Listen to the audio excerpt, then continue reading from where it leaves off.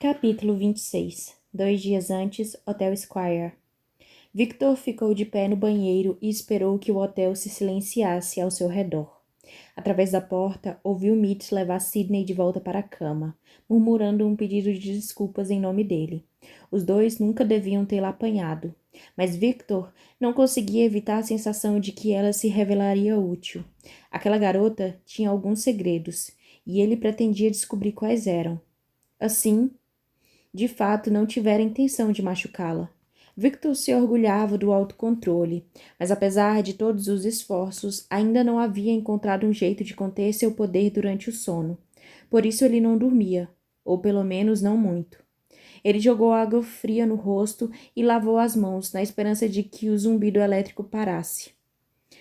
Como não parou, fez com que ele se voltasse para dentro de si e estremeceu quando o zumbido desapareceu no ar e reapareceu nos seus ossos e músculos. Agarrou a bancada de granito enquanto seu corpo aterrava a corrente, e alguns minutos depois o tremor passou, deixando Victor exausto, mas estável outra vez. Ele olhou para seu reflexo no espelho e começou a desabotoar a camisa, revelando, uma de cada vez, as cicatrizes das balas da pistola de Eli. Ele as percorreu com o dedo, tocando as marcas dos tiros como alguém que fizesse o sinal da cruz. Uma bala abaixo das costelas, outra acima do coração, e mais uma que, na verdade, o havia atingido pelas costas, mas como fora a queima-roupa, tinha atravessado seu corpo. Memorizara a posição das cicatrizes para que, assim que reencontrasse Eli, pudesse retribuir o gesto. Ora, se as balas se alojassem no corpo de Eli, era possível que ele regenerasse em volta delas. Victor sentia certo prazer com essa possibilidade. Os ferimentos podiam ter lhe ajudado a conquistar algum respeito na prisão. Entretanto, quando ele enfim havia se entrosado, as cicatrizes já haviam desbotado havia muito. Além do mais, Victor encontrara outras maneiras de se impor na prisão. No desconforto sutil que os detentos sentiam quando o desagradavam, a agonia imediata que ele usava com mais parcimônia, o tipo de dor que os deixava sem fôlego aos seus pés. Victor, no entanto, não se limitava a causar dor. Ele também atirava. Aprendera a oferecer a ausência de dor, a usá-la como moeda de troca. Maravilhado com o que os homens eram capazes de fazer para evitar o sofrimento, Victor havia se tornado o traficante de uma droga que só ele podia fornecer. A prisão, de certa maneira, tinha sido agradável. Porém, mesmo dentro da cadeia, ele o assombrava, estragava a experiência ao não sair dos seus pensamentos, sussurrando em sua mente e acabando com sua paz de espírito. E depois de 10 anos de espera, era a vez de Victor entrar na mente de Eli e causar um pouco de destruição. Ele abotoou a camisa de novo e as cicatrizes desapareceram de sua vista, mas não de sua lembrança.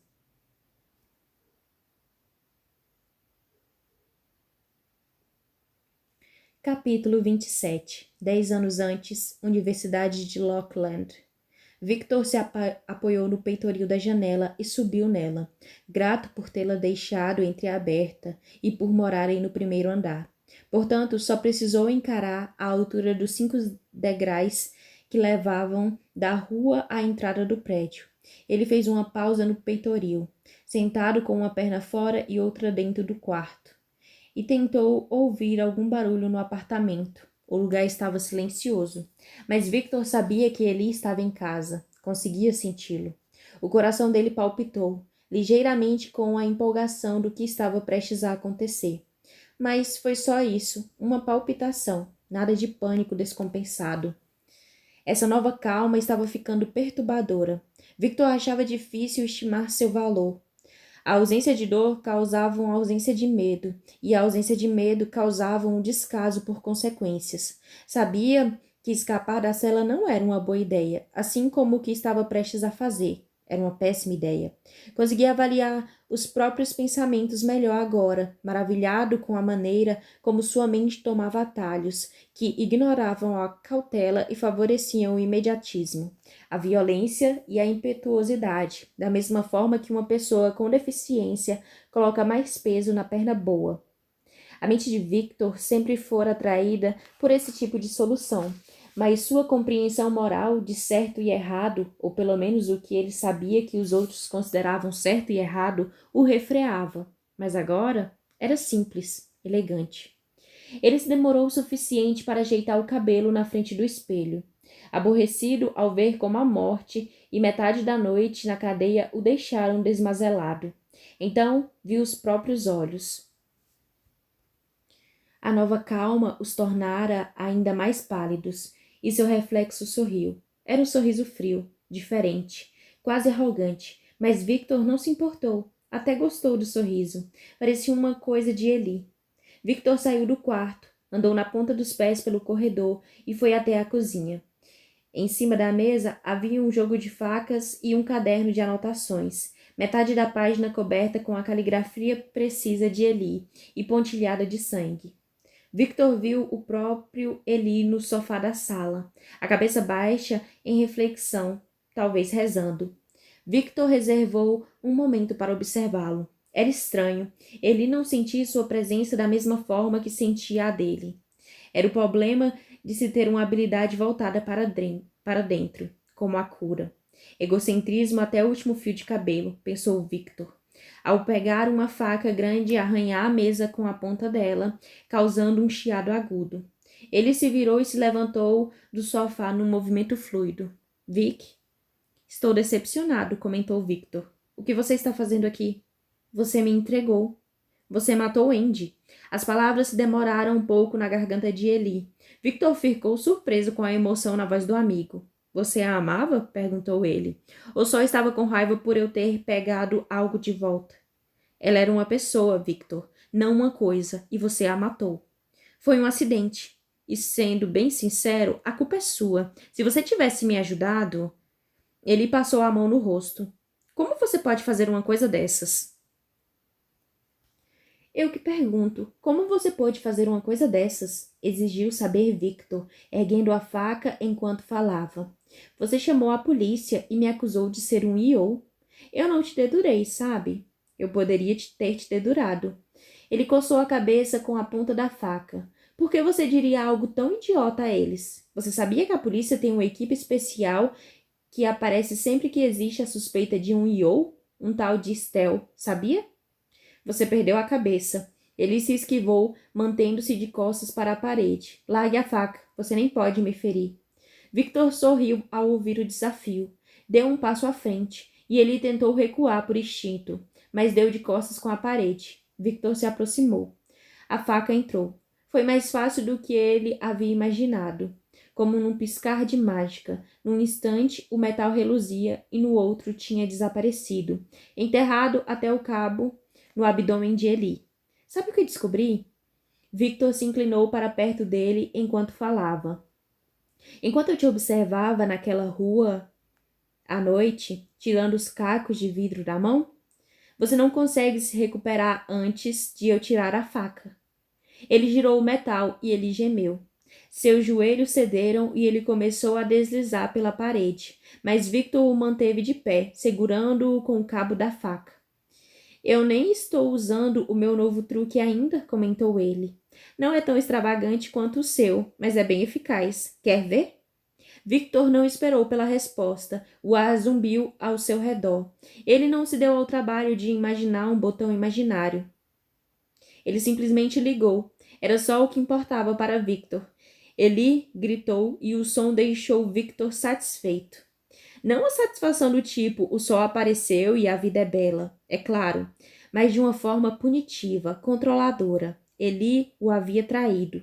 Merecia sentir dor. Ele iria se recuperar quando tudo estivesse terminado. Não teria nenhuma cicatriz. O mínimo que Victor poderia fazer era tentar causar uma boa impressão. Victor largou o cabo da faca e observou o corpo de Eli tombar no chão. Uma anotação para o seu trabalho, disse ele, enquanto o amigo tentava respirar caído no chão. Você pensou que os poderes fossem, de alguma forma, um reflexo da nossa natureza. Deus brincando com espelhos. Mas está enganado. Não tem nada a ver com Deus, tem a ver com a gente mesmo, com a nossa maneira de pensar. O pensamento que é forte o bastante para nos manter vivos, para nos trazer de volta. Quer saber como eu sei disso? Ele voltou a atenção para a mesa, em busca de alguma coisa afiada. Porque quando eu estava morrendo, a única coisa em que consegui pensar era na dor. Ele subiu o interruptor mental e deixou os gritos de Eli preencherem a sala, e em como queria fazer com que ela parasse. Victor baixou o interruptor de novo e ouviu os gritos de Eli diminuírem, enquanto ele se aproximava da mesa. Estava examinando a variedade de lâminas, quando a sala explodiu com um barulho. Um estambido repentino e muito alto. O gesso da parede quebrou a poucos centímetros de distância, e Victor se virou, deparando com Eli, que apertava o estômago com uma das mãos e empunhava uma arma com a outra. A faca estava no chão, rodeada por uma satisfatória poça de sangue, e Victor se perguntou, com uma crueldade científica, quanto tempo o corpo de Eli levaria para se regenerar. Foi então que um segundo tiro foi disparado, muito mais perto da cabeça de Victor, e ele franziu a testa. Você sabe usar uma arma? Perguntou ele, dedilhando uma faca longa e fina. As mãos de Eli tremiam nitidamente em torno do cabo da pistola. Andy morreu, disse Eli. Sim, eu sei. E você também. Não era uma ameaça. Não sei o que você é, mas não é o Victor. Você é algo que se enfiou debaixo da pele dele, um demônio disfarçado. Ui, disse Victor, e por algum motivo a palavra o fez rir. Ele não conseguia parar de rir. Ele parecia enojado, e isso fez Victor querer esfaqueá-lo outra vez. Ele tateou às cegas pela faca mais próxima e viu os dedos de Eli se firmarem na arma. Você é alguma outra coisa, declarou ele. Victor morreu. Nós morremos, Eli. E nós dois voltamos. Não, não. Eu acho que não. Não por completo. Tem alguma coisa errada, faltando, perdida para sempre. Você não sente isso? Eu sinto, comentou Eli, e ele parecia assustado. Victor ficou desapontado. Tinha esperanças de que talvez ele também sentisse aquela calma, mas parece que o que ele sentia era algo totalmente diferente. Você tem razão, concedeu Victor. Ele estava disposto a admitir que se sentia diferente. Mas se existe alguma coisa faltando em mim, também está faltando em você. A vida é feita de trocas. Ou você acha que por ter se colocado nas mãos de Deus, ele faria de você tudo o que já era e algo mais? Ele fez, vociferou Eli e apertou o gatilho. Desta vez não errou. Victor sentiu o impacto e baixou os olhos para o buraco em sua camisa, feliz por ter se dado ao trabalho de desligar a dor antes. Tocou o local e seus dedos saíram manchados de vermelhos. Distante do próprio corpo. Sabia que não era um bom lugar para ser baleado. Victor suspirou, de cabeça baixa. Isso é um pouco hipócrita, você não acha? Ele deu um passo na direção dele. A ferida em seu estômago já tinha sarado, e a cor voltara ao seu rosto. Victor sabia que precisava continuar falando. Admita, disse ele. Você também se sente diferente. A morte leva alguma coisa com ela. O que levou de você? Ele ergueu a pistola mais uma vez. Meu medo. Victor conseguiu dar um sorriso sombrio. As mãos de Eli tremiam e sua mandíbula estava cerrada. Ainda vejo medo em você. Não é medo, explicou Eli. Eu só lamento muito. Ele deu mais um tiro. A força do disparo fez Victor recuar um passo. Seus dedos se fecharam em torno da faca mais próxima e ele a brandiu, enterrando o metal no braço estendido de Eli. A arma caiu no chão com um estrondo, e Eli se afastou rápido para evitar outro golpe. Victor tinha a intenção de continuar, mas sua vista ficou embaçada, só por um momento. Ele piscou desesperado para conseguir focar os olhos.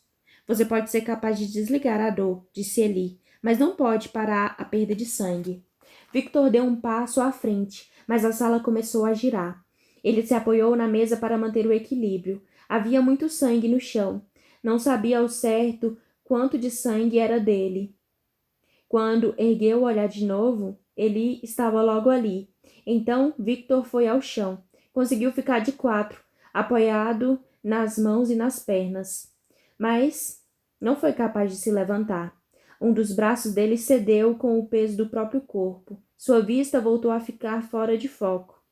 Eli estava falando, mas ele não conseguia distinguir as palavras. Victor ouviu a pistola arranhando o chão ao ser erguida e engatilhada. Algo atingiu suas costas como um soco de leve, e seu corpo parou de responder. A escuridão se infiltrava pelo canto de seus olhos, a mesma escuridão que tanto havia desejado quando a intensidade da dor na mesa fora demais para ele. Uma escuridão profunda. Ele começou a mergulhar na escuridão enquanto ouvia ele se mover pela sala, falando ao telefone. Algo sobre cuidados médicos. Ele distorcia a voz para parecer em pânico, mas seu rosto, mesmo o borrão que era sua expressão, estava calmo, controlado. Victor viu os sapatos de Eli se afastarem antes de tudo sumir.